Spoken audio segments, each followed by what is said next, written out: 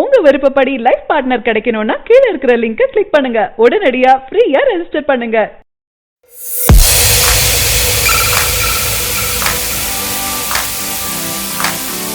அருண் விஜய் நடிப்பில் வெளிவந்து பெரும் வரவேற்பு வெற்றியடைந்த படம் தான் தடம்.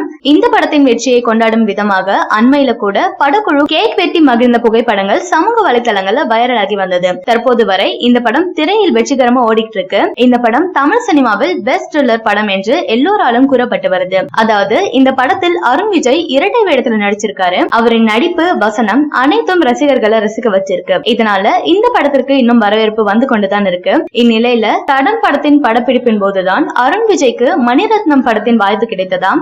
அப்போது செக்க சிவந்த வானம் படத்திற்காக தடம் படத்திலிருந்து பாதியில் அருண் விஜய் சென்று அதில் நடிச்சு கொடுத்தாராம். அந்த படமும் வெளிவந்து வெற்றியடைந்திருந்தது. இதற்காக அருண் விஜய் சமீபத்தில் ஒரு பேட்டியில் மகிழ் திருமேனியிடம் நேரடியா மன்னிப்பு கேட்டிருக்காரு. இரண்டு படமும் வெற்றி கண்டிருக்கு. அருண் விஜய் தற்போது நடித்து வெளிவரும் படத்திற்கு நல்ல வரவேற்பு கிடைச்சிட்டு வருது. அவரது நடிப்பில் ஒரு மாற்றம் வந்து கொண்டுதான் இருக்கு. அவரது உழைப்பை பாராட்டும் விதமாக பல பிரபலங்கள் ட்விட்டர் பக்கத்துல வாழ்த்து கூறிட்டு வராங்க. உலக அளவில் தமிழர்களுக்கு பெருமை சேர்த்தவர் AR ரஹ்மான். பல விருதுகளை வென்று தன் இசைத்துறையில் தனது திறமையை காட்டியவர். அதில் முக்கியமான விருது ஆஸ்கர். ஆஸ்கர் விருது வென்ற இசையமைப்பாளர் AR ரஹ்மானுக்கு இந்தியா முழுவதும் ரசிகர்கள் இருக்காங்க. அவர் ஏதாவது பேசினால் நாட்டில் உள்ள அனைவரும் நிச்சயம் திரும்பி பார்ப்பாங்க. தற்போது சில படங்களில் கமிட் ஆகி பிஸியா இருந்துட்டு இருக்காரு. அதில் முக்கிய படம் தளபதி 63. விஜய் படங்களுக்கு தொடர்ந்து 3வது முறையாக இசையமைக்கிறாரு. இவர்கள் கூட்டணியில் இது 5வது படம். மெர்சல் சர்க்கார் என 2 பிரம்மாண்ட வெற்றியால் இதற்கு எதிர்பார்ப்பு அதிகமாக இருக்கு. இவர் என்ன சொன்னாலும் மக்களிடையே வைரலாக பேசப்படுது. அதனால் அவர் வரும் தேர்தலில் மக்கள் அனைவரும் ஓட்டு போடும்படி கேட்க வேண்டும் என பிரதமர் நரேந்திர மோடி ட்விட்டர்ல கூறியிருக்காரு. அதற்கு ரஹ்மான் நாங்கள் செய்வோம் ஜி நன்றி என பதில் அளிச்சிருக்காரு. ரஹ்மான் சமூக செயல்களுக்கு முக்கியத்துவம் அளிப்பார். இவர் சொன்னால் இந்தியா முழுக்க சென்றடையும் என்றதால இவரிடமும் சச்சினிடமும் இந்த செயலை செய்யுமாறு கேட்டுக் கொண்டிருக்காரு பிரதமர் மோடி. தளபதி விஜய் பிஸியாக அவரது 63வது படத்துல நடிச்சிட்டு இருக்காரு. இதனை படக்குழு தளபதி 63 என அழைச்சிட்டு வராங்க. இதன் ஷூட்டிங் ஸ்பாட் புகைப்படங்கள் சமூக வலைதளங்கள்ல அடிக்கடி வைரல் ஆகிட்டு இருக்கு. சமீபத்துல கூட ரசிகர்களை சந்தித்த போது ரசிகர்கள் நடுவே இருந்த வேலி சாய அதனை உடனே தாங்கி பிடித்தார் தளபதி விஜய். அந்த வீடியோக்களும் புகைப்படமும் சமூக வலைதளங்கள்ல மிகவும் வைரல் ஆனது. தளபதி 63 படத்தை பற்றிய அப்டேட் ஏதாவது ஒன்று வந்து கொண்டேதான் இருக்கு.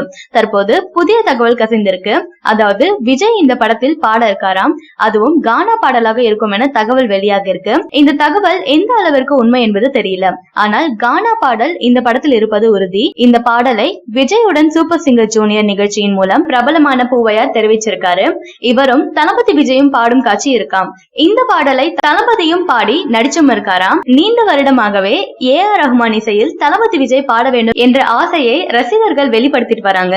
இது சர்க்கார் படத்தில் நடக்க வேண்டியது. ஆனால் தளபதி 63 கண்டிப்பாக நடக்கும் என எதிர்பார்க்கிறாங்க ரசிகர்கள். தளபதி ரசிகர்களை கொண்டாட வைக்கும் வகையில இந்த படத்தை இயக்குவார். இதில் கண்டிப்பாக மாசான ட்ரீட்டை எல்லோருக்கும் கொடுப்பார் என எதிர்பார்க்கலாம். சமீபத்துல நயன்தாரா ஷூட்டிங்ல கலந்து கொண்டிருக்காங்களாம்.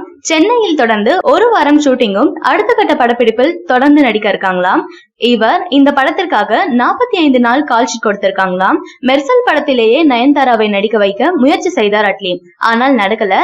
இப்போது இந்த படத்துல தளபதியுடன் நயன்தாராவை நடிக்க வச்சிருக்காரு.